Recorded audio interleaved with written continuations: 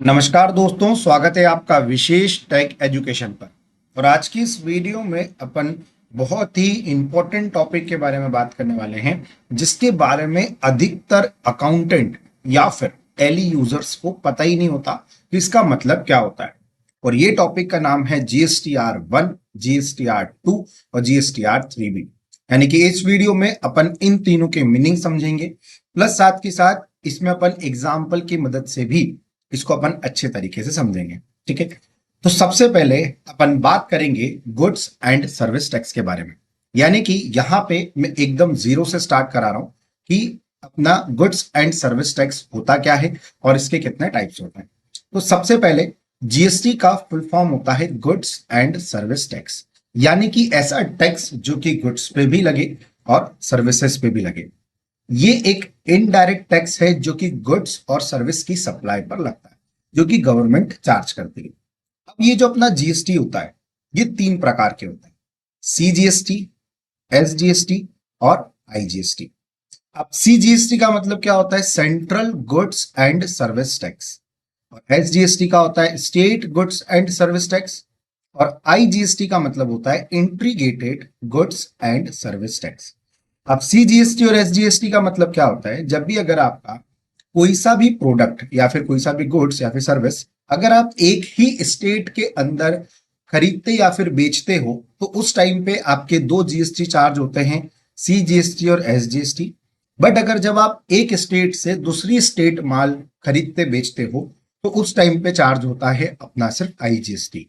इसको अपन एग्जाम्पल की मदद से समझते हैं, जिसके थ्रू आपको बहुत अच्छे से क्लियर हो जाएगा। तो यहां पे मैंने एग्जाम्पल लेके रखा हुआ है, और यहां पे मैंने दो स्टेट ले रखी है, एक है मध्य प्रदेश और एक है राजस्थान। अब अगर आपका कोई सा भी गुड्स या फिर सर्विस एक ही स्टेट के अंदर खरीदा और बेचा जाएगा, तो उस सिचुएशन में आपके दो जीएसटी लगेंगे। एक लगेगा सीजीएसटी और एक लगेगा एसजीएसटी, यानी कि central goods and service tax, और एक लगेगा state goods and service tax. But अगर जब आप मध्य प्रदेश से राजस्थान अगर आप माल खरीदते हो या फिर बेचते हो, तो उस टाइम पे आपका लगता है आईजीएसटी, यानी कि integrated goods and service tax. अब ऐसा होता क्यों है? अब ये ऐसा इसलिए होता है क्योंकि जब भी अगर अपन एक ही स्टेट के अंदर माल खरीदते बेचते हैं, तो उस टाइम अपने दो जीएसटी लगेंगे, सी और एस। तो सी यानी कि सेंट्रल और एस यानी कि स्टेट।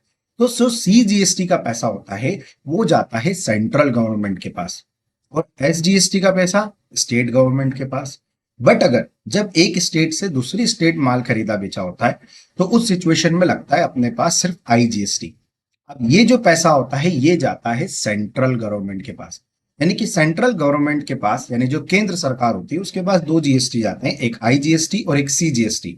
बट स्टेट स्टेट के पास सिर्फ जाता है एसजीएसटी। अब इसको अपन एग्जाम्पल की मदद से और अच्छे तरीके से अपन समझते हैं। तो सबसे पहले अपन देखते हैं एक स्टेट के बारे में। तो यहां पे मैंने एक एग्जाम्पल लेके रखा हुआ है कि गुड्स अमाउंट है 10,000 की, जिसपे गवर्नमेंट ने बोला है कि इस पे 18% जीएसटी लगेगा। अब गवर्नमेंट ने ये नहीं बोला कि इस पे सीजीएसटी लगेगा, एसजीएसटी लगेगा कि आईजीएसटी लगेगा। तो फिर मैंने यहाँ पे डिफाइन कैसे किया कि ये जो गुड्स है वो एक ही स्टेट से खरीदा गया है। जस्ट लाइक मैं मध्य प्रदेश की बात करता हूँ, तो मैं रहता हूँ इंदौर में।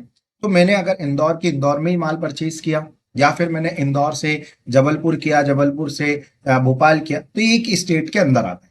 तो जब एक स्टेट के अंदर ये मैंने गुड्स परचेज किया या फिर सेल्स किया हो गया, तो यहाँ पे दो जीएसटी लगे, सीजीएसटी और एसजीएसटी। आप देख सकते हैं दोनों आपस में डिवाइड हो गया 9%, 9%, यानी कि 10,000 रुपए का यहाँ पे अपन ने माल परचेज किया, जिसमें लगा अपना सीजीएसटी 9%, क्योंकि जीएसटी इस पे था 18% का, और यहाँ पे दो जीएसटी लग रहे थे, तो ये दोनों आपस में डिवाइड हो जाएंगे। तो पहला लगा अपना सीजीएसटी 9%, यानी कि 900 रुपए। फिर लगा एसजीएसटी 9%, जो कि 900 रुपए। और टोटल जो जीएसटी लगा वो लगा सॉरी जो टोटल अमाउंट था वो हो गया यहाँ पे 11,800 रुपए।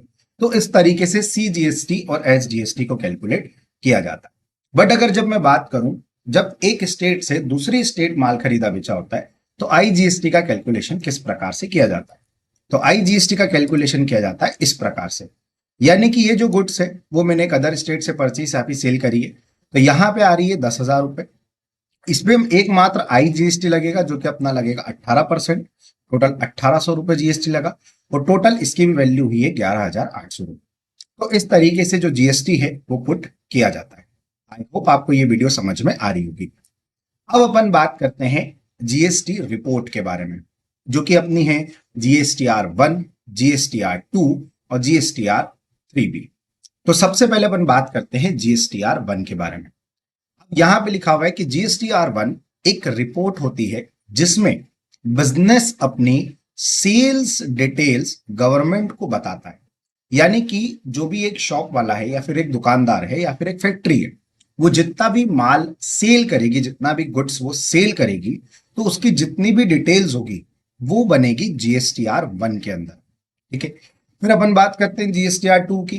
तो GSTR 2 का मीनिंग क्या लिखा है कि GSTR 2 एक रिपोर्ट होता है, सेम ये भी एक रिपोर्ट है, जिसमें बिजनेस अपनी परचेज डिटेल्स बताता है। यानी कि वो जितना भी माल परचेज करता है, ठीक है, उसकी जितनी भी डिटेल्स होगी वो होगी GSTR 2 में। यानी कि GSTR 1 में जाती है सेल्स की डिटेल और GSTR 2 में जाती है परचेज की डिटेल। बट जब बात आती है GSTR 3B की, तो ये कौन सी रिपोर्ट होती है, इसका क्या मतलब होता है? तो GSTR 3B एक समरी होता है जिसमें बिजनेस अपना टोटल टैक्स लायबिलिटी और टैक्स पेमेंट शो करता है। यानी कि एक प्रकार की ये रिपोर्ट होती है जिसमें जो बिजनेसमैन रहता है वो क्या करता है, जितना भी टैक्स उसको गवर्नमेंट को पे करना है, लायबिलिटी मतलब कि एक प्रकार का बोझ, यानी कि टोटल टैक्स लायबिलिटी कि उसको कितना गवर्नमेंट को टैक्स पे करना है, टैक्स पेमेंट जो उसको जितना भी करना है, तो वो उस रिपोर्ट में शो करता है। ठीक है। तो यही होता है अपना GSTR 1, GSTR 2 और GSTR 3B। बट जब अपन बात करते हैं GSTR 1 की और GSTR 2 की, तो ये तो एकदम सिंपल होता है। बट जब हम बात करते हैं GSTR 3B की, क्योंकि इसमें क्या होता है कि टैक्स कैलकुलेट करना होता है। तो ये किस प्रकार से टैक्स कैलकुलेट होता है, तो अपन इसको समझते हैं। तो यहां पे GSTR 3B एक रिपोर्ट है जिसमें बिजनेस अपनी टोटल सेल्स, परचेस और पेबल जीएसटी की इंफॉर्मेशन गवर्नमेंट को देता है। यानी कि एक प्रकार की रिपोर्ट है, यानी कि एक प्रकार की समरी है जिसमें बिजनेसमैन क्या करता है कि अपने जितना भी उसकी टोटल सेल्स हुई है, यानी कि जितना भी उसने माल बेचा है, जितना भी माल उसने खरीदा है और उसको कितना गवर्नमेंट को जीएसटी पे करता है, तो उसकी एक वो रिपोर्ट तैयार करता है। अब इस रिपोर्ट का मेन पर्पस ये होता है कि बिजनेस अपनी फाइनल जीएसटी लायबिलिटी कैलकुलेट करके टैक्स पेमेंट कर सके। यानी कि ये क्यों बनाते हैं, ये इसलिए बनाते हैं कि इस रिपोर्ट के तहत बिजनेस को पता पड़ जाए कि मुझे गवर्नमेंट को कितना जीएसटी पे करना है और उसके बाद वो गवर्नमेंट को जीएसटी पे कर देता है। GSTR 3B निकालने के लिए सबसे पहले बिजनेस की टोटल सेल्स पर लगने वाले जीएसटी, यानी कि आउटपुट जीएसटी निकाला जाता है। अब इस लाइन का मतलब क्या होता है, देखो अब क्या करना पड़ेगा यहाँ पे बिजनेस को, कि जब वो ये रिपोर्ट तैयार करेगा तो वो इसमें क्या करेगा कि अपना जो जितना भी उसका टैक्स हो रहा है, जितना भी उसका टैक्स बन रहा है, तो उसको यहाँ पे उसको कैलकुलेट करना पड़ेगा। तो वो किस तरीके से कैलकुलेट करेगा कि सबसे पहले उसके टोटल सेल पे लगने वाले जीएसटी, आउटपुट जीएसटी जिसको बोला जाता है, वो निकाला जाता है। यानी कि जितना भी वो माल बेच रहा है या फिर जितना भी माल उसने बेचा है, तो उसने कस्टमर को माल बेचा होगा। अब कस्टमर को जब उसने माल बेचा होगा तो उसको कस्टमर से जीएसटी मिला होगा, तो कितना जीएसटी उसको रिसीव हुआ है वो निकाला जाता है। उसको एक प्रकार से बोला जाता है आउटपुट जीएसटी। ठीक है। फिर वो क्या करेगा, जब सेल्स का जीएसटी जितना भी वो निकाल लेगा, फिर क्या करेगा कि फिर बिजनेस ने परचेस पर जो जीएसटी पे किया होता है उसको इनपुट टैक्स क्रेडिट के रूप में कंसीडर किया जाता है। अब इनपुट टैक्स क्रेडिट का मतलब होता है आईटीसी, यानी कि आईटीसी का मतलब बोल सकते हैं इनपुट टैक्स क्रेडिट। अब हुआ क्या, सबसे पहले क्या करा उसने कि उसने इस रिपोर्ट में जितना भी उसने माल बेचा है, तो उसने उसको जितना भी जीएसटी रिसीव हुआ कस्टमर से, तो उसने उसकी अमाउंट निकाल ली। फिर उसके बाद उसने क्या किया कि अब जो माल उसने बेचा था, तो सीधी सी बात है उसने वो माल परचेज किया होगा। अब उसने जिससे भी माल परचेज किया होगा, खरीदा होगा, तो उसको भी तो उसने जीएसटी पे किया होगा। तो यहाँ पे वो क्या करेगा कि उसने जितना जीएसटी पे करा, यानी कि जिससे उसने माल परचेज किया था, उसको जितना जीएसटी पे करा उसकी भी वो अमाउंट जो है वो निकालता है, और उस अमाउंट को बोला जाता है इनपुट टैक्स क्रेडिट यानी कि आईटीसी। फिर उसके बाद आउटपुट जीएसटी में से आईटीसी को माइनस किया जाता है। अब इस लाइन को आप बिल्कुल ध्यान से समझिएगा। यानी कि क्या हुआ कि जब उसने जो सेल्स वाले जीएसटी का जितना भी उसको रिसीव हुआ था, उसने एक जगह उसको रखा, मतलब उसको निकाली, फिर उसके बाद उसने जितना भी माल परचेज किया था उस पे जो उसने जीएसटी दिया था फिर वो निकाला, फिर उसमें से उसने उसको माइनस किया, ठीक है। फिर जिससे फाइनल जीएसटी पेबल अमाउंट निकालता है, यानी कि उसके बाद ही जीएसटी की अमाउंट जो है वो निकलती है। इसी पेबल टैक्स को जीएसटीआर 3B रिटर्न में शो किया जाता है और गवर्नमेंट को पे किया जाता है। इसलिए जीएसटीआर 3B को जीएसटी सिस्टम की सबसे इंपॉर्टेंट रिटर्न्स या फिर रिपोर्ट में से एक माना जाता है, क्योंकि ये सबसे इंपॉर्टेंट रिपोर्ट तैयार की जाती है। अब इसको आप एग्जाम्पल से समझो। यहाँ पे क्या लिखा हुआ है, टोटल परचेस, यानी कि यहाँ पे एक अपन शॉप ले रहे हैं, उसने क्या करा है कि यहाँ पे टोटल परचेज किया है 1 लाख रुपए का, जिसपे उसका जीएसटी लगा है 18%। अब सी जीएसटी भी हो सकता है, एस जीएसटी भी हो सकता है और आई जीएसटी भी हो सकता है, कोई सा भी जीएसटी वो हो सकता है। अब उसको 18% उस पर जीएसटी लगा तो 18,000 रुपए उसके हुए, यानी कि टोटल बोल सकते हैं 1,18,000 रुपए उसके लगे, ठीक है। माल था 1 लाख रुपए का और उसने 18,000 रुपए जीएसटी पे किया। किसको पे किया, जिससे उसने माल परचेज किया होगा, ठीक है। फिर उसके बाद यही माल को, यानी कि यही 1 लाख रुपए के माल को उसने बेच दिया 1.5 लाख रुपए में, क्योंकि सीधी सी बात है यार, वो अपना मार्जिन कमाएगा, तो उसने क्या करा कि 1.5 लाख रुपए में वो माल बेच दिया। अब उस पे भी लगा 18%, तो उसको कस्टमर से कितने रुपए रिसीव हुए, उसको कस्टमर से हुए 27,000 रुपए। बट वो यही 27,000 रुपए ऐसे कैसे उठा के गवर्नमेंट को पे नहीं करेगा। वो क्या करेगा कि इस 27,000 रुपए में से, क्योंकि ये इसी माल के हैं जो माल उसने परचेज किया था, अब 27,000 रुपए जो रहेंगे उसमें से वो 18,000 रुपए माइनस करेगा। क्यों माइनस करेगा, क्योंकि ये तो वो पहले ही दे चुका है, तो वो 18,000 रुपए माइनस करेगा और जो रिमेनिंग रहेगा वो टैक्स लायबिलिटी कहलाएगा। जैसे कि आप देख सकते हैं यहाँ पे मैंने यहाँ पे लिखे हैं 27,000 रुपए, ये जो 27,000 रुपए हैं ये आउटपुट टैक्स है। आउटपुट टैक्स यानी कि जो कि अभी अपन ने ऊपर देखा कि जो भी टोटल सेल्स पर लगने वाला जीएसटी, यानी कि जिसके टोटल सेल्स पर जो लगने वाला जीएसटी है वो आउटपुट जीएसटी होता है। तो यहाँ पे 27,000 रुपए उसका आउटपुट जीएसटी हुआ।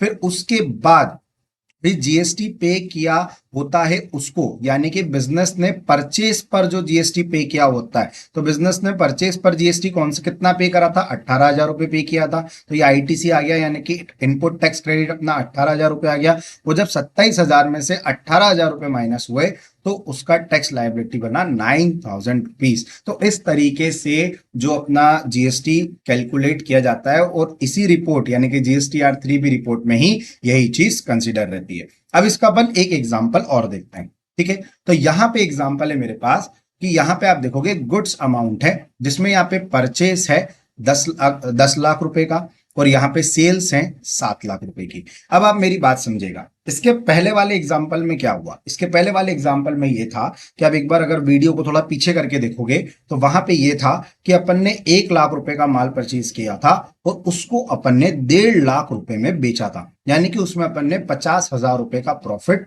कमाया था। बट अब यहां क्या हो रहा है, यहां ये हो रहा है कि 10 लाख रुपए का माल परचेज किया है बट अभी तक बिका सिर्फ 7 लाख रुपए का ही है। तो क्वेश्चन ये आता है, तो क्या इस सिचुएशन में भी अपन टैक्स गवर्नमेंट को देंगे, क्या अपन जीएसटीआर 3B बनाएंगे?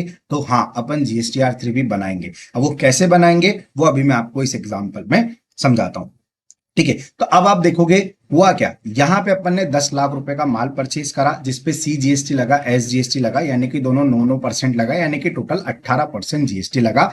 और देखा जाए तो 90,000 रुपए जीएसटी बना। तो ये टोटल जो परचेज हुई है वो हो गई है 11,80,000 रुपए। बट हुआ क्या, उस 10 लाख में से सिर्फ 7 लाख का ही माल बिका। हो सकता है कि 3 लाख का माल अपना नहीं बिका, उसमें से 7 लाख का माल बिका। तो अब ये जो 7 लाख का माल बिका इस पे भी अपना 9% और 9% जीएसटी लगेगा। तो जीएसटी लगा है 63,000 और 63,000, तो टोटल 8,26,000 रुपए इसके बने।